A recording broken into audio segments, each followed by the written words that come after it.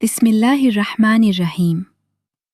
کیا آپ جانتے ہیں کہ سورۃ البقرہ کی آیت نمبر 8 میں اللہ تعالیٰ نے کن لوگوں کی حقیقت بیان فرمائی ہے؟ اللہ تعالیٰ فرماتے ہیں وَمِنَ النَّاسِ مَن يَقُولُ آمَنَّا بِاللَّهِ وَبِالْيَوْمِ الْآخِرِ وَمَا هُمْ بِمُؤْمِنِينَ۔ ترجمہ: اور لوگوں میں سے کچھ ایسے بھی ہیں جو کہتے ہیں کہ ہم اللہ پر اور آخرت کے دن پر ایمان لائے، حالانکہ وہ ہرگز مومن نہیں ہیں۔ یہ آیت ہمیں منافقین کے بارے میں آگاہ کرتی ہے۔ جب رسول اللہ صلی اللہ علیہ وسلم مدینہ منورہ تشریف لائے اور مسلمانوں کو طاقت اور عزت حاصل ہوئی تو کچھ لوگ ایسے بھی تھے جنہوں نے اپنے مفادات کی خاطر ظاہری طور پر اسلام قبول کر لیا۔ وہ زبان سے ایمان کا دعویٰ کرتے تھے، نماز بھی پڑھتے تھے، لیکن ان کے دل ایمان سے خالی تھے۔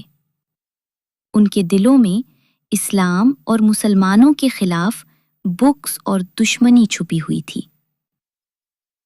اسی حقیقت کو اللہ تعالیٰ نے اس آیت میں واضح فرمایا کہ صرف زبان سے ہم ایمان لائے کہنا کافی نہیں، بلکہ حقیقی ایمان دل کی گہرائیوں میں ہونا چاہیے۔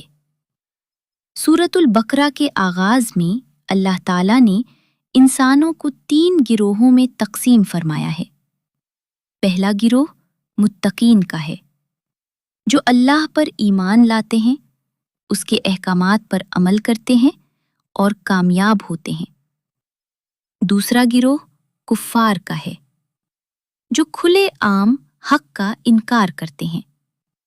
اور تیسرا گروہ منافقین کا ہے، جو بظاہر مسلمان نظر آتے ہیں لیکن حقیقت میں ان کے دل ایمان سے خالی ہوتے ہیں۔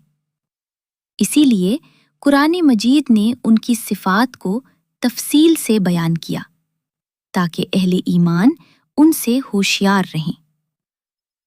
اس آیت میں ایمان کی 2 بنیادی حقیقتوں کا بھی ذکر کیا گیا ہے: اللہ پر ایمان، آخرت پر ایمان۔ منافقین زبان سے ان دونوں پر ایمان کا دعویٰ کرتے تھے، مگر اللہ تعالیٰ نے صاف فرما دیا وَمَا هُمْ بِمُؤْمِنِينَ، یعنی وہ ہرگز مومن نہیں ہیں۔ اس آیت سے ہمیں ایک بہت بڑا سبق ملتا ہے کہ اللہ تعالیٰ کے نزدیک اصل ایمان وہ ہے جو دل میں ہو، زبان سے اس کا اقرار کیا جائے اور اعمال اس کی گواہی دے۔ اللہ تعالیٰ ہمیں سچا ایمان، اخلاص اور نفاق جیسی خطرناک بیماری سے حفاظت عطا فرمائے۔ آمین یا رب العالمین۔